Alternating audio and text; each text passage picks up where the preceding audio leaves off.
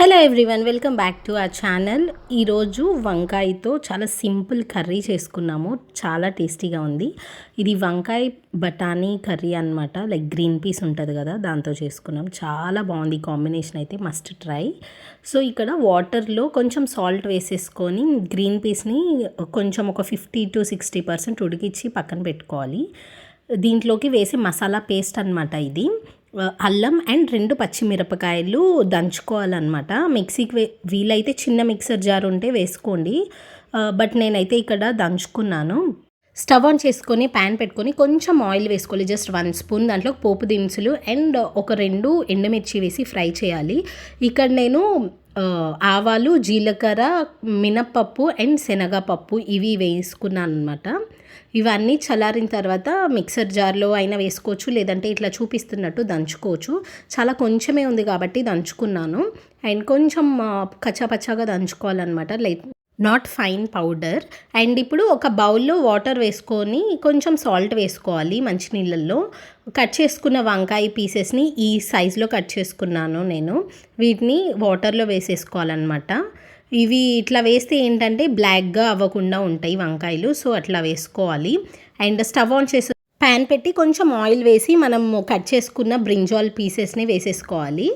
ఇవి కొంచెం మగ్గించుకోవాలన్నమాట. మనం కావాలి అనుకుంటే ఆయిల్ వద్దు అనుకుంటే వాటర్లో కూడా బాయిల్ చేసుకోవచ్చు. జస్ట్ కొంచెం సాల్ట్ వేసేసుకొని వాటర్లో వేసుకొని ఆ వాటర్ అన్నీ తీసేయడమే అనమాట. బట్ ఇక్కడ మేము వచ్చేసరికి కొంచెం నూనెలో వేయించుకుంటున్నాము. ఇట్లాగా జస్ట్ ఒక 50-60% కుక్ అయితే సరిపోతుంది. ఇట్లాగా ఒకసారి మిక్స్ చేసేసుకొని స్టవ్ సిమ్లో పెట్టేసుకొని మూత పెట్టేసుకొని దెన్ కుక్ చేసుకుంటే మాడిపోకుండా ఉంటాయి అండ్ ప్రాపర్గా కుక్ అవుతాయి.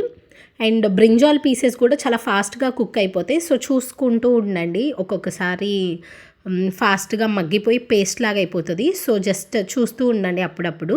అండ్ ఇంకొక ప్యాన్ పెట్టి దాంట్లో కొంచెం ఆయిల్ వేసేసుకోవాలి పక్కన.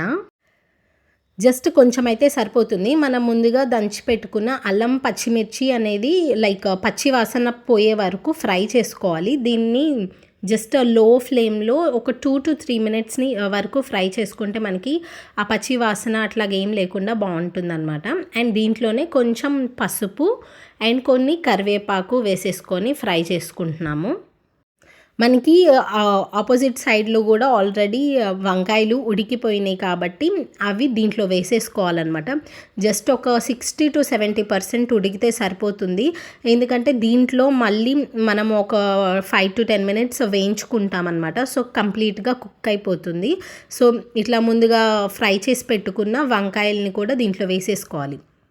ఇట్లా వేసుకుంటే మనకి పచ్చిమిర్చి అండ్ అలాగే అల్లం ఫ్లేవర్ అనేది వంకాయలకి కూడా బాగా పట్టి టేస్ట్ చాలా బాగుండిద్ది. సో మొత్తం పీసెస్ని ఫ్రై చేసుకున్న వాటిని దీంట్లో వేసుకోవాలి. ఒకవేళ ఉడికించుకుంటే మాత్రం ఇలా ఫ్రై కాకుండా వాటర్ అన్నీ వంపేసుకొని సేమ్ ఇదే ప్రాసెస్లో వేసేసుకుంటే సరిపోతుంది. అండ్ దీంట్లోనే మనం ముందుగా బాయిల్ చేసి పెట్టుకున్న గ్రీన్ పీస్ కూడా యాడ్ చేసేసుకుంటున్నాము. గ్రీన్ పీస్ అండ్ వంకాయ కాంబినేషన్ కూడా చాలా బాగుంటుంది. అండ్ అల్లం పచ్చిమిర్చి వేసాం కాబట్టి ఆ ఫ్లేవర్ ఇంకా ఎన్హాన్స్ అయ్యి టేస్ట్ బాగుంటుంది. సో మనకి ఆ మసాలా పేస్ట్ ఏదైతే ఉందో అదంతా బాగా పీసెస్కి పట్టే వరకు మంచిగా మిక్స్ చేసేసుకొని లిడ్ క్లోజ్ చేసేసుకొని కొంచెం సాల్ట్ ఒకవేళ సరిపోకపోతే కొంచెం సాల్ట్ అడ్జస్ట్ చేసేసుకోవచ్చు ఇక్కడే.